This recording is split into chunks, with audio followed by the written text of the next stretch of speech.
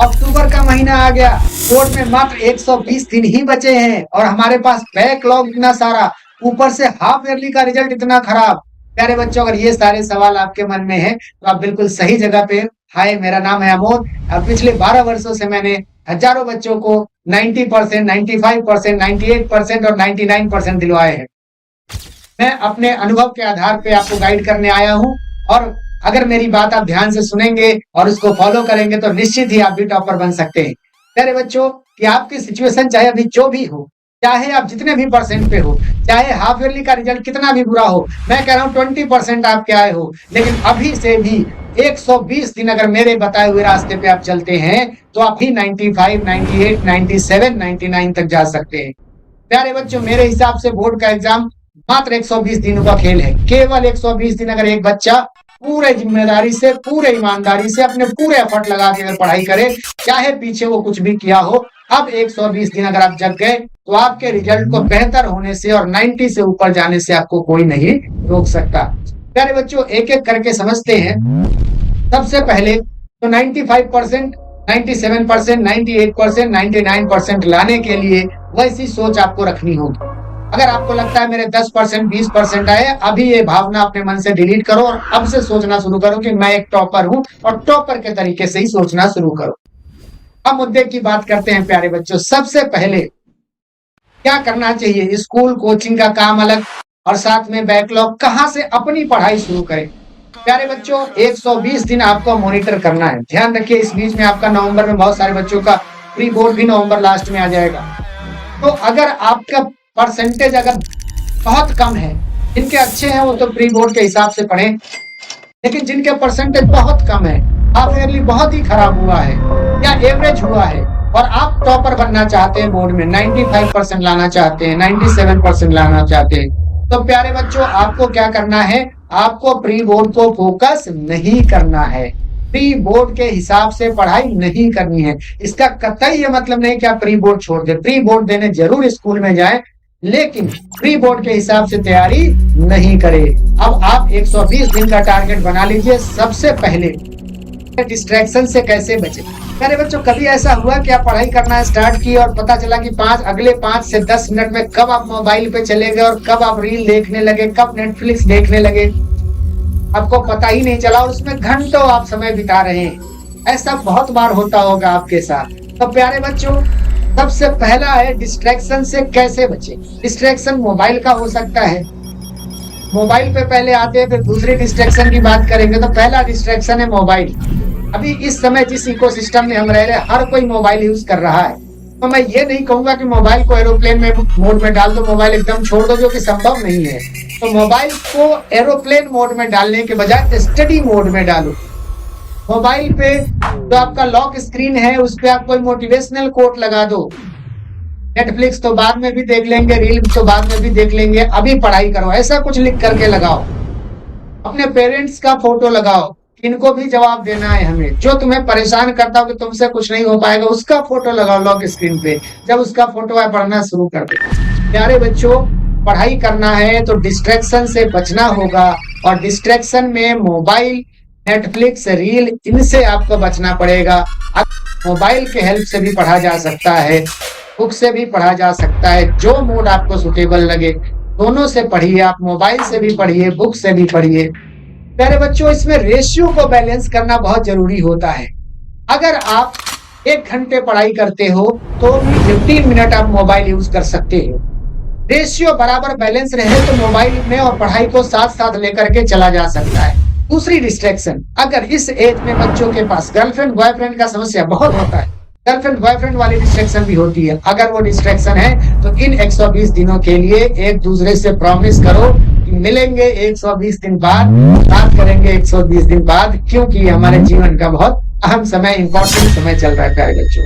तो डिस्ट्रैक्शन को दूर भगाओ और पढ़ाई पे फोकस करो, पहला सजेशन। दूसरा सजेशन है प्यारे बच्चों की पढ़ाई कैसे करें।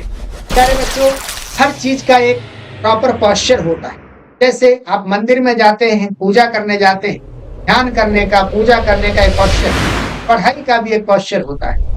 आप कभी भी बेड पे नहीं पढ़ सकते, तो पढ़ाई टेबल चेयर पे ही करनी है। स्टडी रूम को साफ सफाई से रखना है, अपने टेबल पे केवल लिमिटेड बुक्स और कॉपी को रखना है, टेबल लैंप रखना है, लाइट्स बंद करके टेबल लैंप ऑन करके पढ़ाई करनी है, पूरे फोकस के साथ स्टडी करनी है और टाइम टेबल प्रॉपर होना चाहिए आपके स्टडी के अकॉर्डिंग। कम से कम कितने घंटे अभी से 120 दिन पढ़े कि हम 90% के ऊपर जा सकते हैं। अभी चाहे रिजल्ट हमारा जो भी हो 30%, 40%, डजंट मैटर। प्यारे बच्चों, आपको कम से कम अभी से 4 hour minimum daily regular basis पे आपको स्टडी करनी ही होगी अगर अभी से आप टॉपर बनना चाहते हैं। अभी से एक एवरेज स्टूडेंट से आप 97% लाना चाहते हैं। कम से कम मिनिमम 4 आवर और 4 आवर को इतने सिस्टमेटिक वे में डिवाइड करना है। अब ये मैं नहीं कहता कि आप रात में पढ़ो या सुबह में पढ़ो, आपकी चॉइस है, आप जिसमें कंफर्टेबल हो आप पढ़ सकते हो, लेकिन एक प्रॉपर टाइम टेबल हो कि हमें इतने से इतने समय तक ये सब्जेक्ट करना है, इतने से इतने समय तक ये सब्जेक्ट करना है। एक प्रॉपर ऑर्गेनाइज स्टडी हो, ऑर्गेनाइज टाइम टेबल हो और कोशिश ये करना है कि अगर हमारे पास जितने भी सब्जेक्ट है तो पूरे 1 वीक में सारे सब्जेक्ट कवर हो जाए। इस तरीके का टाइम टेबल आप बना और कितनी देर एक बार में स्टडी करें। 4 घंटे लगातार नहीं बैठना है प्यारे बच्चों, 40 मिनट स्टडी करनी है, उसके बाद 15 मिनट का गैप लेना है, ब्रेक लेना। अब ब्रेक इंपॉर्टेंट है।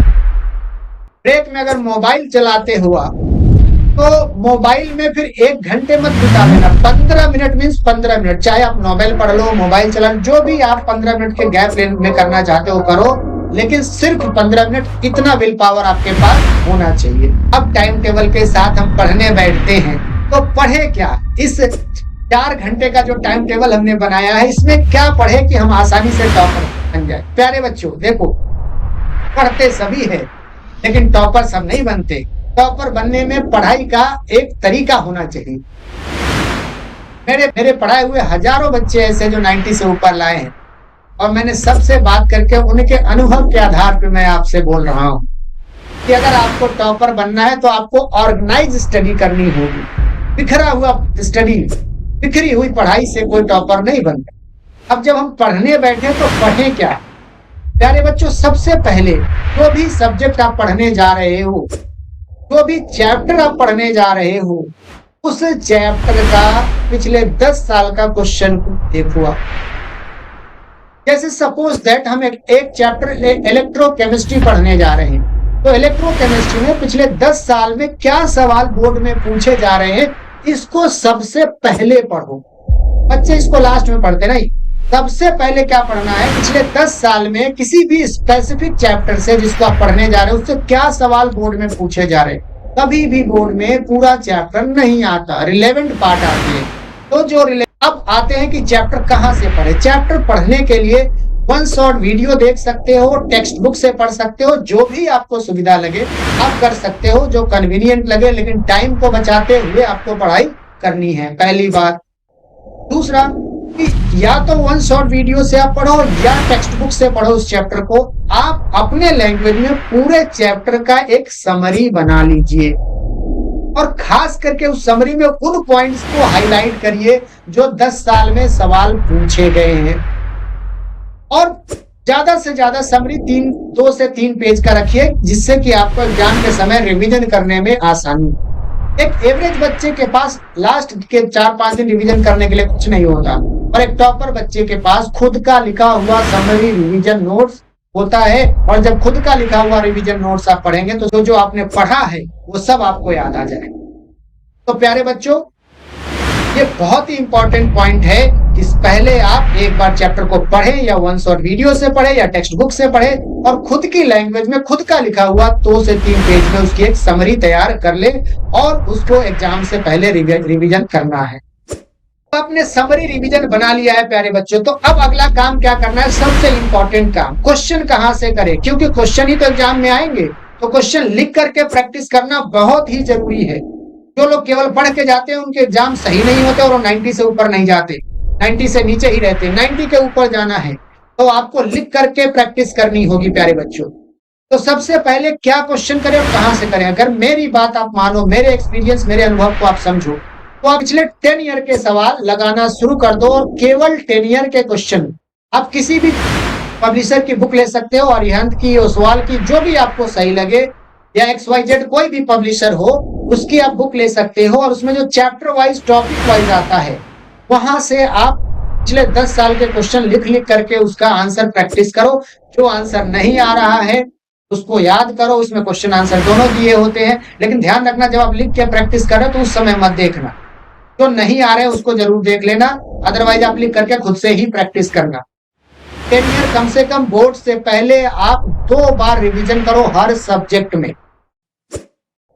और अगर आपको फिर भी समय बचता है और आप ज्यादा क्वेश्चन लगाना चाहते हैं तो अपने टेक्स्ट बुक के एक्सरसाइज के सवाल लगा सकते हैं, लेकिन वो तब है जब आपने PYQ कम से कम 2 बार लगा लिया है। बच्चों, ये सब काम आपको दिसंबर तक करना है।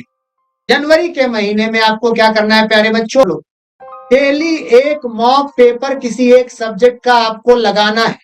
और उसी 3 घंटे में जो एग्जाम की टाइमिंग होती है, सपोज दैट किसी के एग्जाम की टाइमिंग 2 से 5 है या किसी की 10 से 1 है, तो जो भी आपकी एग्जाम की टाइमिंग है प्यारे बच्चों, उस एग्जाम की टाइमिंग में एक सब्जेक्ट का मॉक पेपर उठाओ और उनको सॉल्व करो ठीक वैसे ही जैसा कि एग्जाम में लिखते हो।